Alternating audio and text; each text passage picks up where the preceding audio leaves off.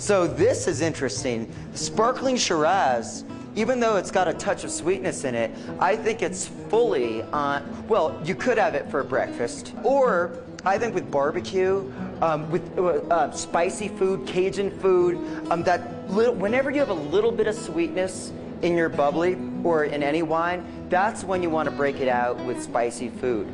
A Cabernet Sauvignon or a Zinfandel, which is big and rich and dry and alcoholic, is just going to make spicy food taste more spicy. 4-alarm fire in your mouth. Whereas this will cool things down a little bit. Plus the bubbles are nice with spicy food. So, you know, anything with Shiraz, barbecue, you could have pizza. It's really very versatile. It's so inexpensive and it's really casual. So you could break it out with almost anything, I think. Are there any desserts you would not recommend this with?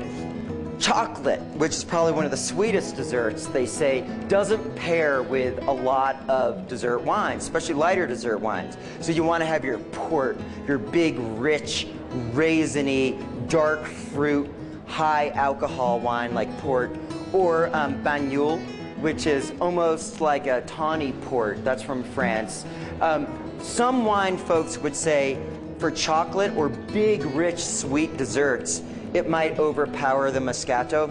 I'm not that particular about that sort of thing, but if you're having foodies over, you might be careful. You might want to pair this more with the key lime pie or with fresh fruit or by itself. It's wonderful as the liquid replacement for dessert. It just kind of stands on its own. When you're in a restaurant and you can't figure out what to order, ask the chef what he or she drinks off duty.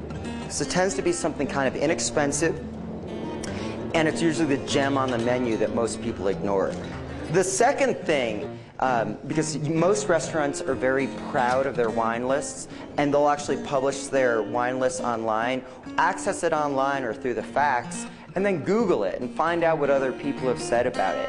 And that way you can ensure yourself a really good wine, especially a really good value wine. They always talk about the second seat, in a restaurant, the second least expensive bottle, which isn't always the danger zone, but they know we as consumers, we're so fed up with the unconscionable markups of wine pricing, the ones with integrity will slot in really good stuff and they won't really make a difference. But if you're an unscrupulous restaurateur, you really want to move a bottle or mark up a bottle more than others, put it in the second seat or the third seat from the bottom, because that's where most of us gravitate to. And then finally, one last thing, when you BYOB, number one, call ahead. Ask them, and this is exactly what I say. I probably say it once a week. Can I bring a special bottle of wine to your restaurant, and do you charge a corkage fee?